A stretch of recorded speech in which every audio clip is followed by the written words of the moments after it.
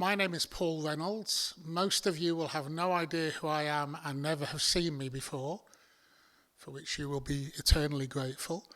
I am the independent chair of the University of Limerick Research Ethics Group, which oversees the research ethics system. And Limerick is somewhat unique in appointing an independent chair who has no other association with the university at all, which of course can be quite useful in adjudicating research ethics issues. I'm not going to be talking a lot for this hour, although I am doing a session straight after this. But the idea behind this session was to allow the opportunity for you to see and talk to some of the chairs of the research ethics committees we have. University of Limerick has 5 research ethics committees. Unfortunately, the arts and humanities and the Chemie Business School cannot be here today, but who we do have is the chairs of education and health sciences, science and engineering, and animal ethics. And they represent the range of what the chairs do. The research ethics committees meet on average 10 times a year, process hundreds of applications, and their role for the university is to ensure a quality assurance threshold for approval that says that this research is sufficiently ethically contextualized to be able to proceed, and on occasion to refer back or even decline on the basis that that threshold is not met.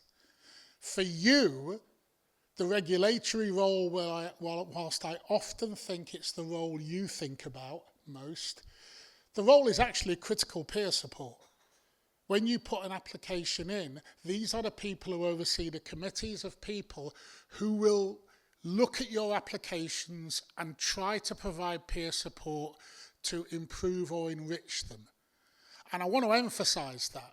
Yes, we have a role in relation to the university, which is about ensuring a liability is not met and ensuring reputation and ensuring that threshold of approval. But it's also promotional, to actually ensure that people feel confident and able to ask about ethical issues to do with their research. And that positive role is often overlooked. Okay, that's all I'm going to say. I'm now going to hand over to my colleagues. Mine up there? Yeah. Morning, everybody. I'm Roisin Cahalan. I'm the chair of EHS, Research Ethics Committee. Do we have anybody here from the faculty of EHS? Lovely. So that's the slide about this is being recorded and so on. So as Paul said, we sit among 4 other research ethics committees, so one from each faculty and one from animal sciences that you'll hear from shortly. We're under the auspices of ul.ie, chaired by Paul and supported by Barry here in the front, who then report to Academic Council. And we're supported in that by lots of other people, including the Research Integrity Officer, Derval Howlett, who is our Data Protection Officer, and lots of people in research. And I'd just like to give you an idea of the scale of our committees. So that's me up top with my right-hand woman, who is Lisa Kennedy, our administrator. And I also have our previous chair, Ronnie Greenwood, who has been invaluable in helping me move into this role. I've only been in it for a couple of months. But you'll see that there is a really large team. So there are 2 members, 2 representatives from each school and department within the faculty. There's an additional 2 postgrad representatives, and we have an external member there. She's not in witness protection. That's Michelle Mansfield from the HSE, but I couldn't find a picture for her. And I really just want to acknowledge the work of all of these people. This is a role that we take on in addition to our day-to-day roles as academics and researchers. And it's an excellent committee to be on in terms of it's really enjoyable and collegiate, but it is busy. So these people embrace their work with great professionalism and good humour, I have to say, and I'd really like to thank them for their work. So really our remit is to review the ethical applications for any research related to direct experimentation, surveys and questionnaires on people, use of data and so on. What we don't do is we don't review any research that pertains to secondary data. We don't review, there's no ethics required for systematic reviews, scoping reviews and so on.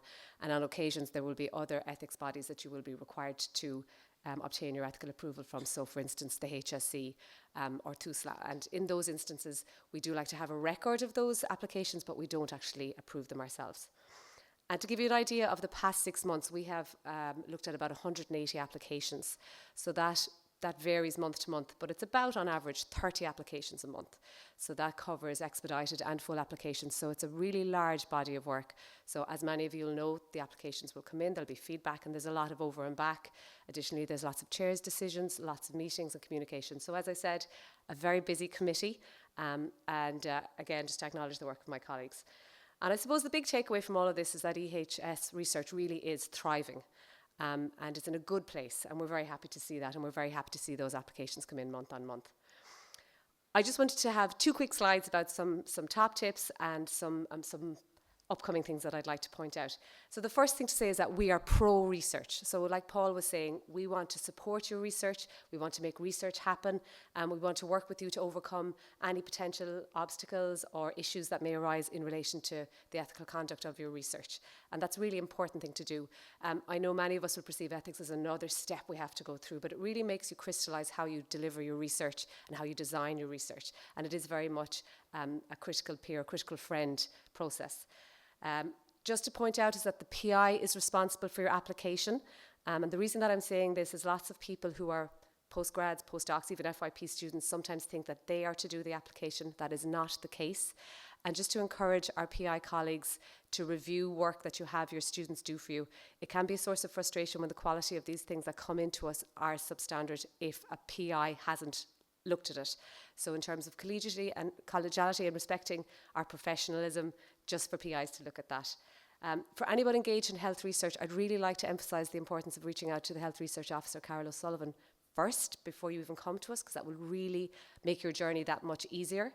And also Derval Howlett, who I've mentioned before, the DPO is a real, she's a fabulous woman and a very supportive and excellent source of knowledge. So the reason I cite this in particular is because a lot of people engaged in health research realise that a DPO or DPIA is required. But for people who are working in EHS, dealing with other special category data, collecting information like, medical history, political alignments, religious beliefs and so on, that also may require a DPIA, and it'll save us having to send you back to her in that case. Read the guidance in them, but even what exists now is largely correct, and you should have a look at it. It'll really help you when you fill out the forms. Remember that we too are busy humans and colleagues. And the reason I say that is if you feel that your ethical application should be back and you're wondering where it is, it may be that someone's on leave, something has arisen, contact us, we'll chase it down. And also that all communication should be respectful and collegiate, and 99.9% of the time it is, and we really appreciate and welcome that. And talk to us first. If you're not sure, talk to your PI, talk to your representatives from the Ethics Committee or myself, and we're happy to answer. Lastly, a couple of things coming from the EHS Rec. We're currently looking at our forms and our documents, and we're updating those. Some of them are a little bit out of date. We're providing new feedback forms to make life easier for yourselves and ourselves. We'll also be revamping our webpage, and we're doing that in coordination with ul.ie, who are looking at the overall ethics webpage and IT, delivery of ethics, and that'll be available by September. We're also in the process of putting together a top tips and FAQ living document. So many of the issues that we see are the same month to month. So this will be a kind of a snapshot for you to look down and say, okay, have I addressed all of these points? And as new things arise, so for instance, if there's guidance around AI, for instance, we'll add to that document. I'll also give a shout out to my colleague, John Mulvihill, who does support videos for science and engineering. I'll be putting a few of those together to help guide how you create the forms. And at an ul.reg level, and certainly at an EHS level, we'll be looking at mechanisms for you to feed back what you think about ethics and the ethics procedures. That's all from me. Look forward to hearing any questions shortly. John? I'm not going to stand up, if that's okay. That's great, Roisin. There's very little I can add to that. That's everything that I wanted to say. So I guess what I'll talk about is my experience with ethics and why I'm here, I guess. So when I started off with my first understanding of ethics was when I was a PhD student, and I submitted my ethics with no support from my PI, which I should have gotten, but I got rejected, and I said, how dare they? I'm this excellent PhD student with this amazing project. How dare they reject me? I thought it was this process that was going to review my work, right? And I put in a lot of work into this, but I did not properly engage with the process. So from there, I realized that I went about this all the wrong way. So I engaged with the ethics chair at the time, and they showed me where I went wrong. And it was just really interesting because I really didn't engage and see it from their point of view. And that's where today my role is as an ethics chair, is to see from the researcher's point of view what we're looking for. Because what we're looking for isn't the best science in the world. We're looking to ensure that everyone, and when I mean everyone, it's the participant, the researcher, the university, all stakeholders involved understand what we're looking for, that they're safe. Right, that their rights are there and being held, and that everyone can come out of this with their dignity intact. Right, that seems quite hyperbolic, but it is true, because we may think of our research as this wonderful thing that must happen at any cost, but is the cost worth it if a person is going to be affected? So that's our job. There's a line, and we have to hold that line. So as this arrogant, naive PhD student, I could have done a lot of damage. And it's my job now to stop eager people doing damage.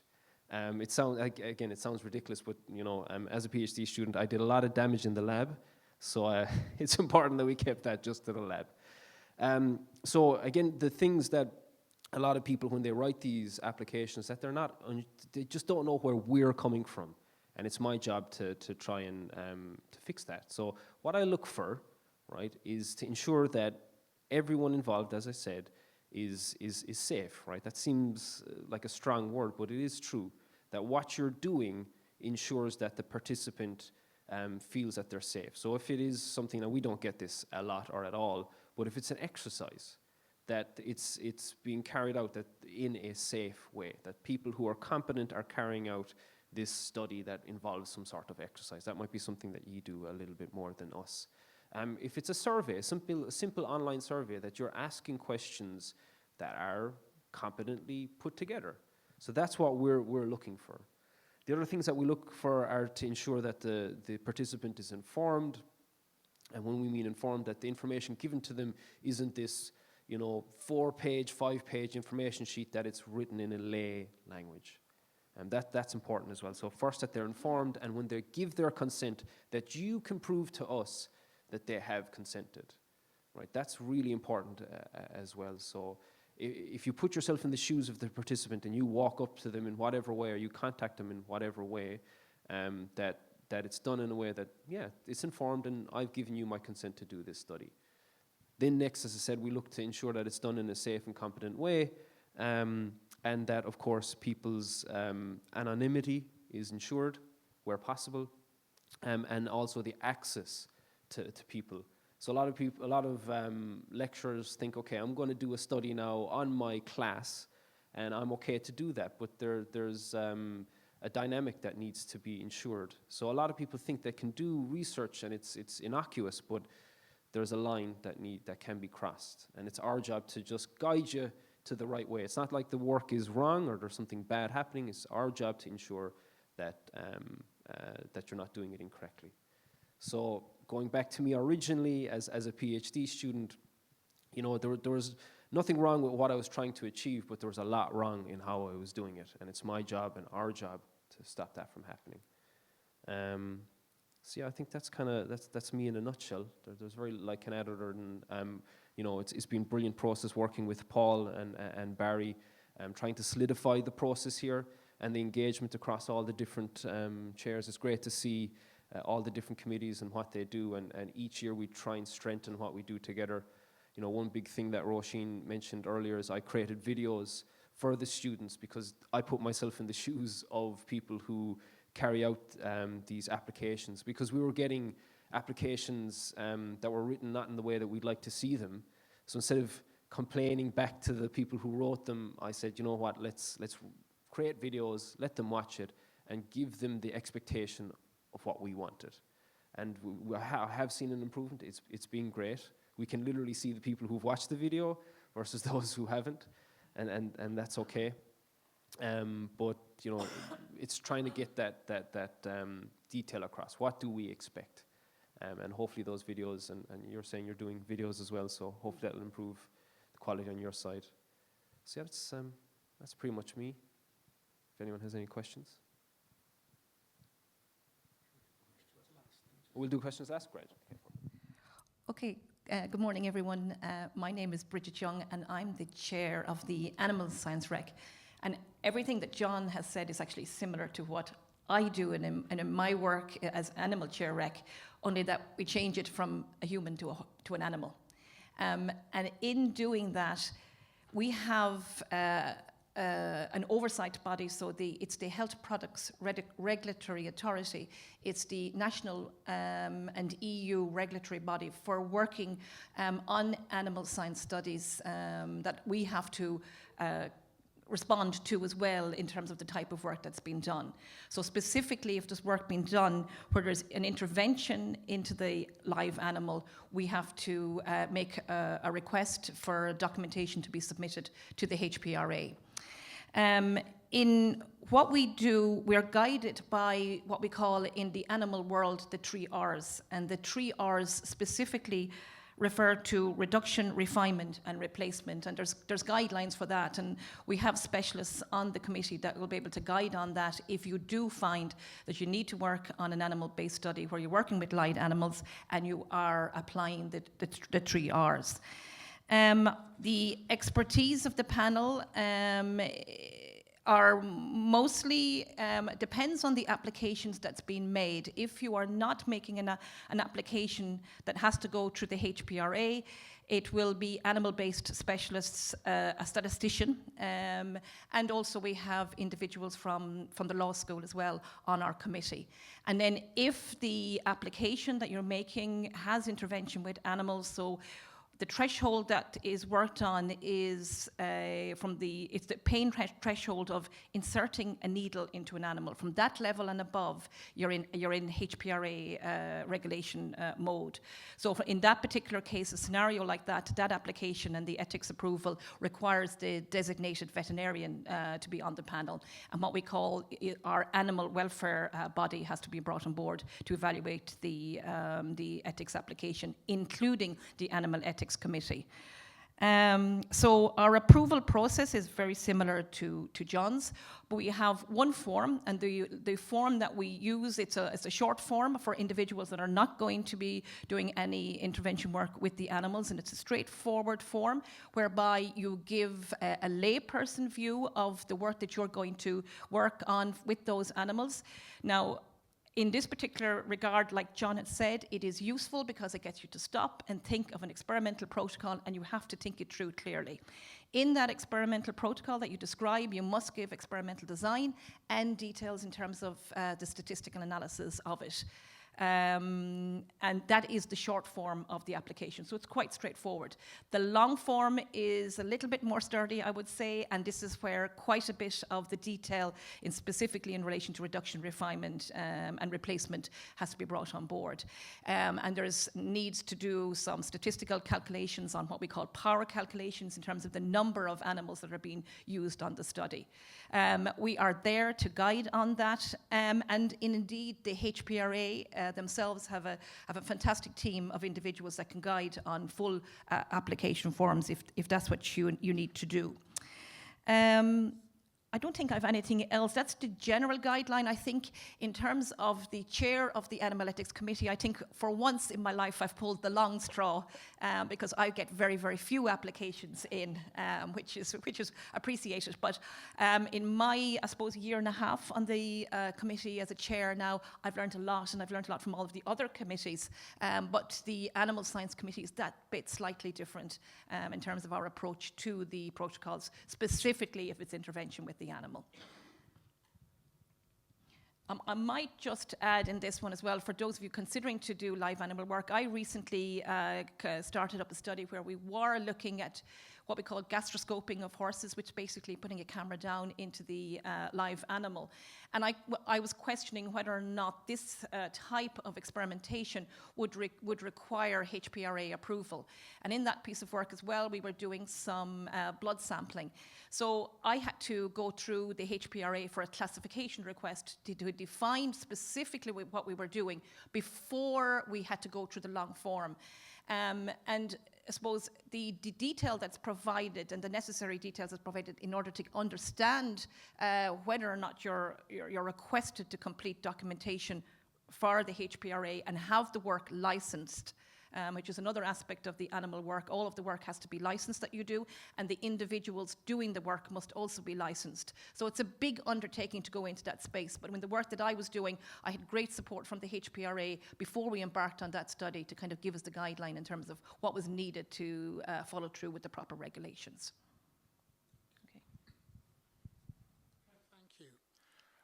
The purpose of this session is not a series of speeches.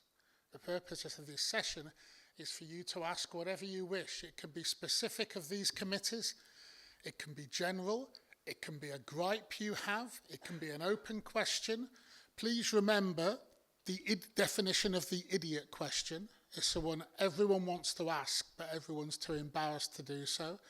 This is an opportunity for you to ask anything you wish, any form of clarification, any form of concern raised, and we will try to respond to it.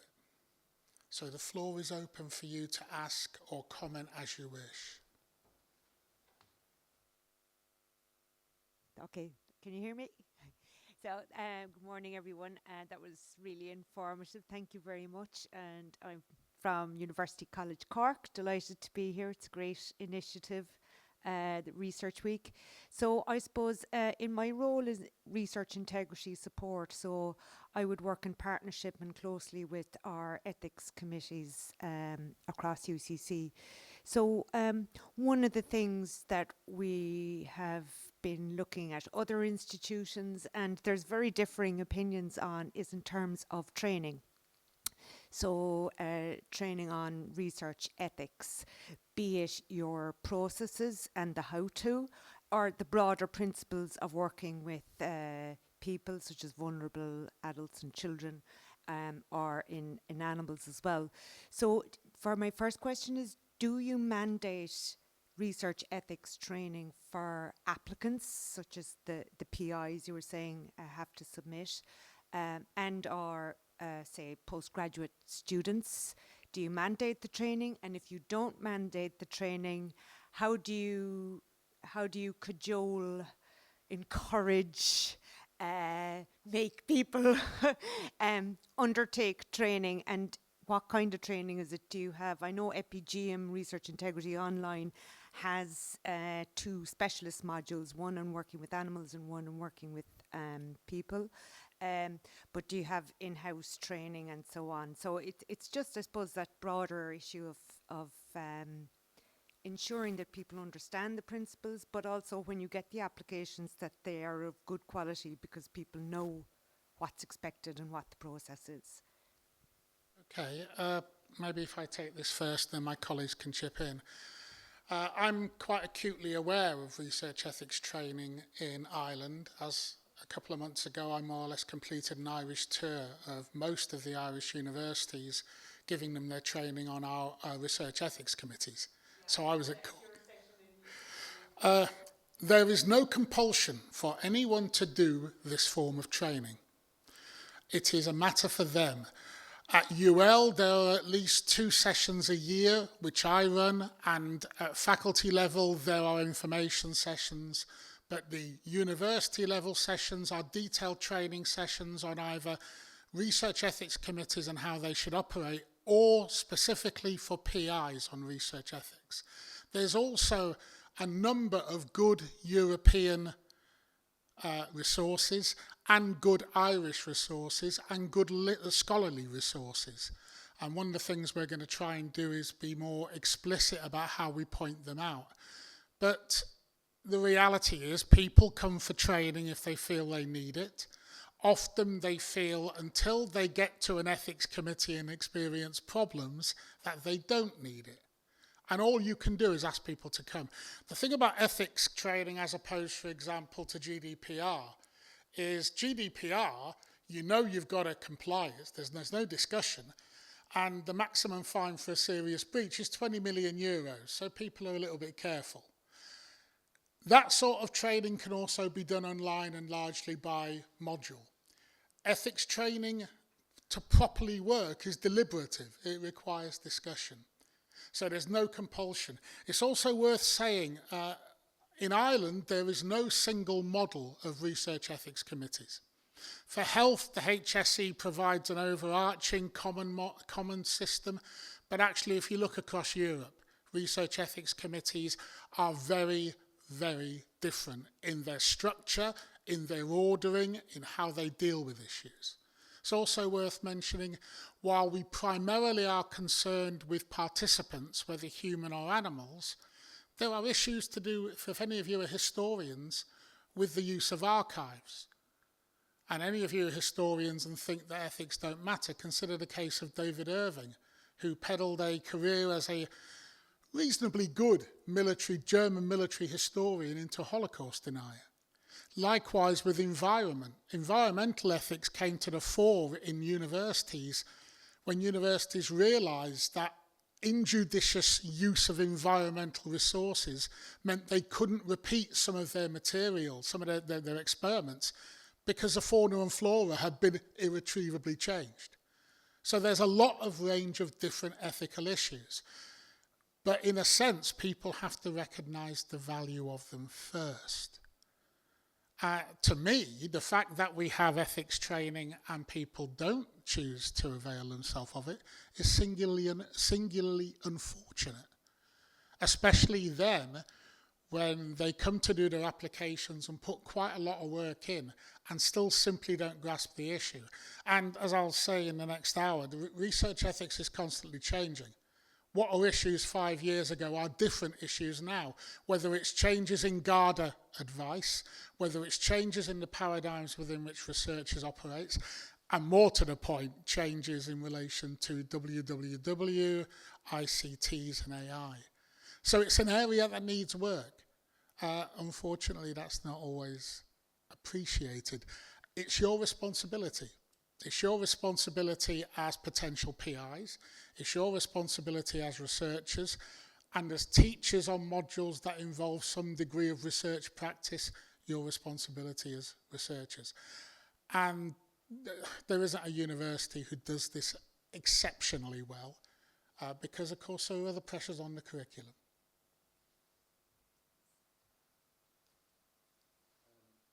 I'm going to add to that, if that's okay.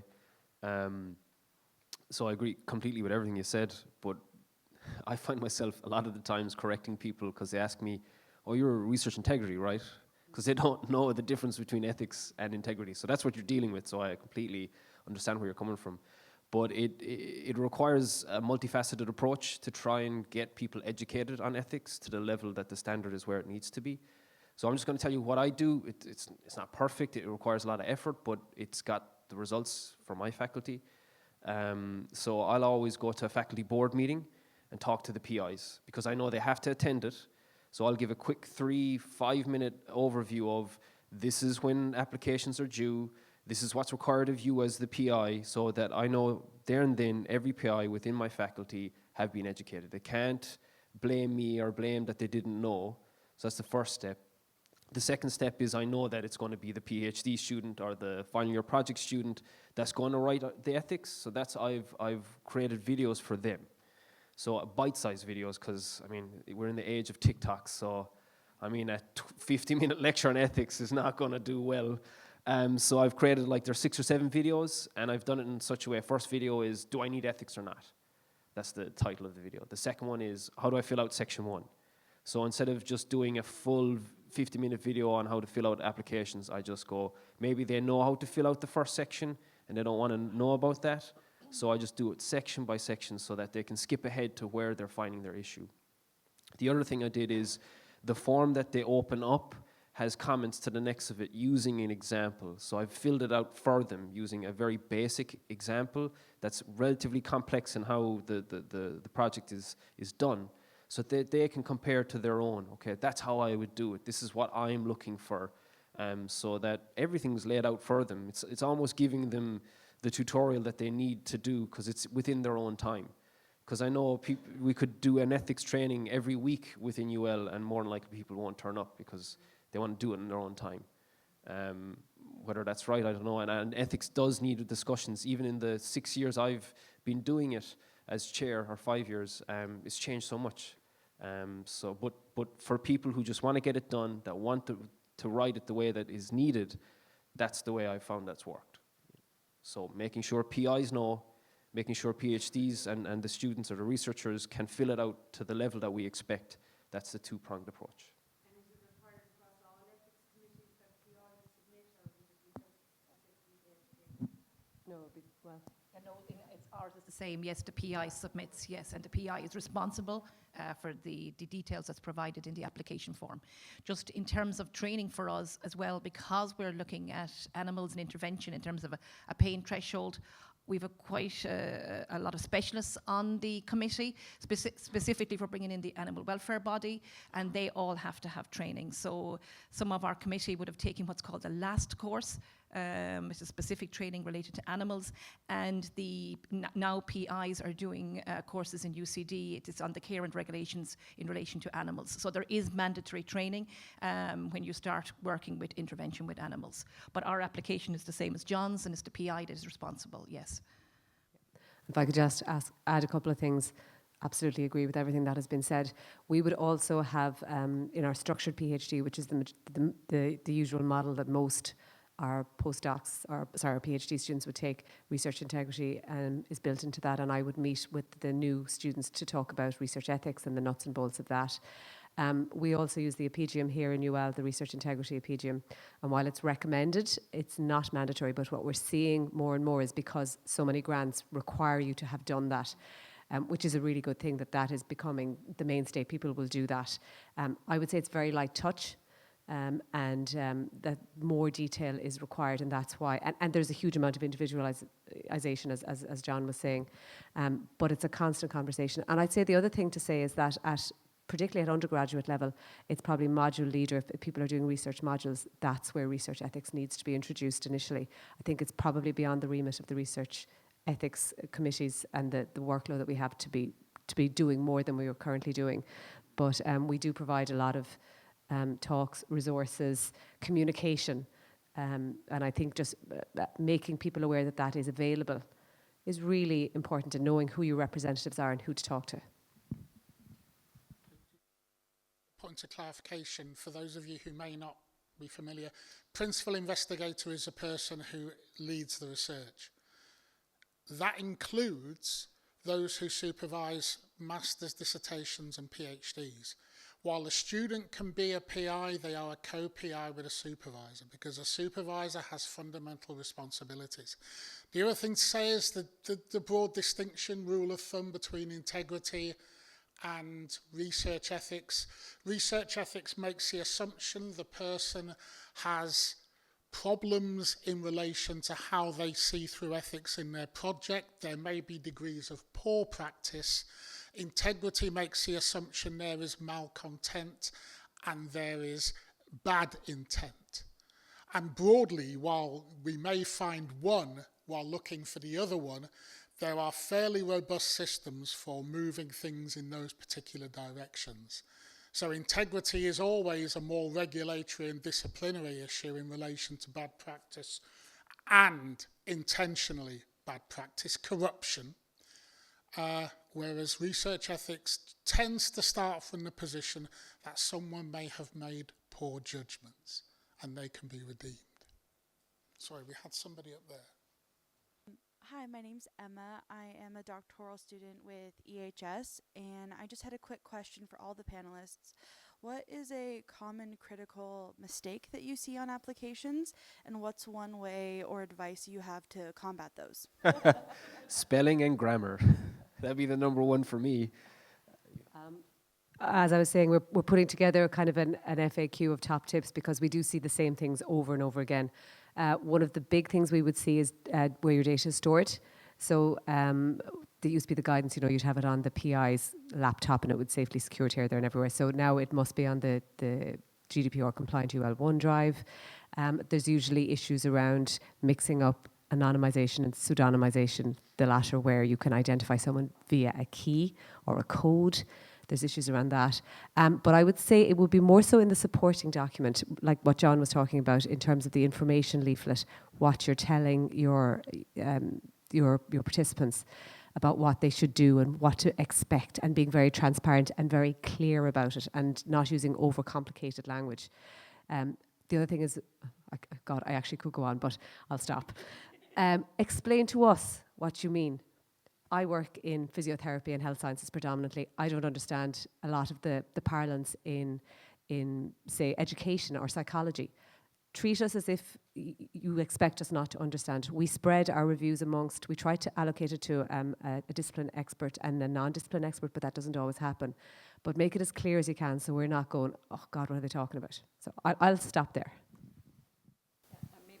Ours is very similar in terms of the issues. It's spelling and grammar is a big one, but clarity in terms of how you write out an experimental protocol. And sometimes it can be maybe the first time that the PI is writing out in detail what the experimental protocol is. So you need to be very, very clear on that experimental protocol and writing it to an audience, not just of animal specialists here. So you have to be careful in how you write that. And that kind of is key in terms of giving the clarity to the application.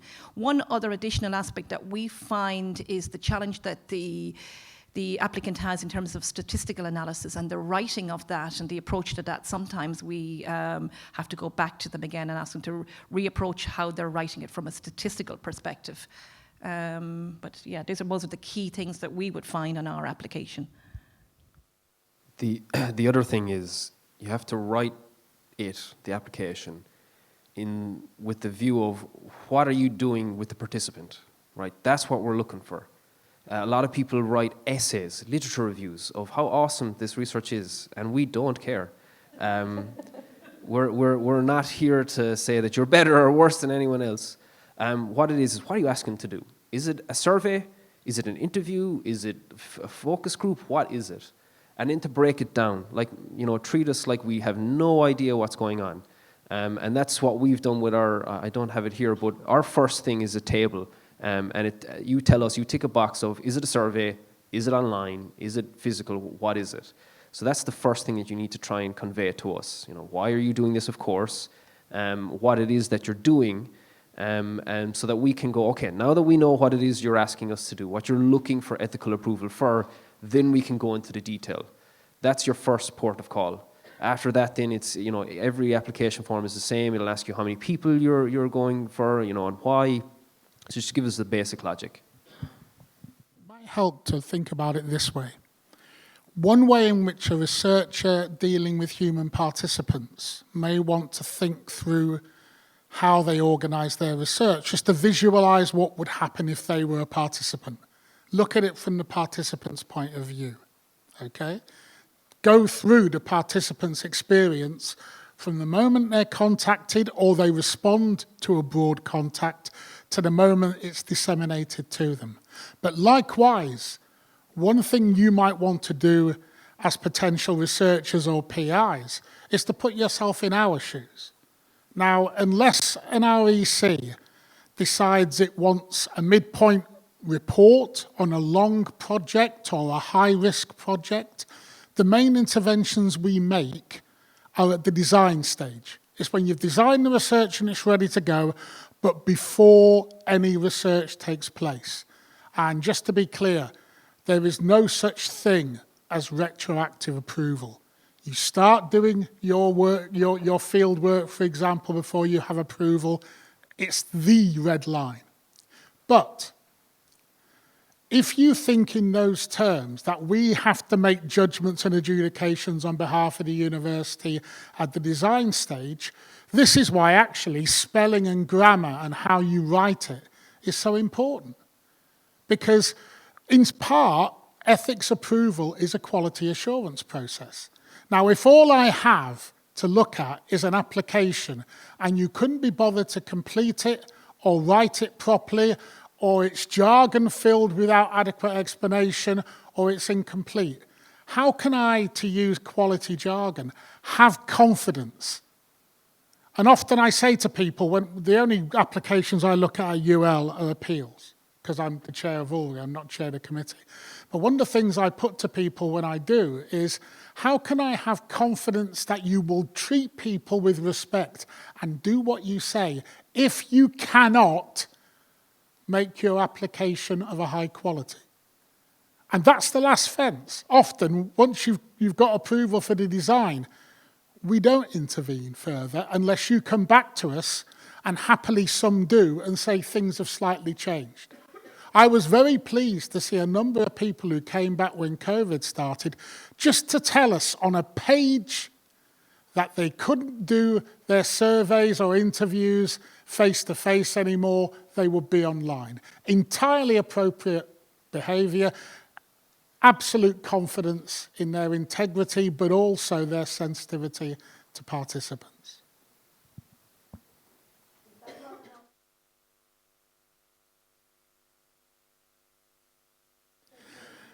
Yes. Yes, the difficulty comes when somebody makes a very, very minor change and thinks, oh, it's obvious, or why is it an issue? One of the problems, incidentally, with making a very minor change, people always think in terms of it will be okay, and over 90% of research is low risk. You always have to consider the possibility something goes wrong. Now, the reality is, if you make a change and something goes wrong and the university is sued, you are not covered, because you have changed the terms of approval and you put the university and yourself in liability. That's one of the reasons you should always notify on any change. And we're not here to actually spend hours and hours making your life difficult. Often they are simply filed and approved immediately at the chair's level. Thanks. Hi, everybody. Can you hear me? My name is Eva. I work in Healthy UL, which falls on the umbrella of EHS. Now, I'm part of my role is research. However, I'm not employed as an academic or a researcher. So does the PI have to be an academic or a researcher to submit the application? Okay. Quick question saved me an email. And we have studies that are collaborating with UL. We have a lot, actually. And just to be clear, so obviously our patient population is in UHL, so our ethics approval is through UHL. And do we also simultaneously have to do a full UHL? And I just wanted to clarify that, because I've come on to studies. I'm a research nurse, so I'm working on studies that have already gone through the process, and it's just been a little bit unclear. So. Work with UHL myself. So in the instance where ethics has been approved, what you would do is you would send a copy of the application plus a copy of the email that says this has been approved to ourselves, to the EHS rec, and we would assign it a number so that we could just track it. But we wouldn't go through an approval process typically, no. We have to put the same application through you to get approval. So if it involves HSE patients or staff, it has to go through the HSE ethics. If I, as a researcher, want to apply for HSE ethics, it must be a HSE employee that is named as PI. But additionally, if any of the research was stored or processed here, there would have to be data processing agreements over both institutions. You probably have to look at insurance of both institutions. It is very complex and very timely. So if you are planning to do that, plan ahead. And time frame wise, we're talking months. Is that correct? So it's very legally driven. There are numerous components to it, including legal. I'll give you an example. I'm applying for ethics for a survey of staff. I started it last December. It's now May. Okay. Okay, so I know it's under discussion and there's lots of hopefully positive changes coming that. But yes, it's very clear in terms of which ethics rec you apply to. Okay, that's great. Okay, regrettably, I think that's about it for our hour. Thanks for coming along. I hope it was of some use. I'm sure these three chairs will be more than happy to be pigeonholed by any of you. I think the next session is going to be a presentation on challenges to research ethics. You're more than welcome to stay that, but I think we'll have a 5-minute break first. Thank you.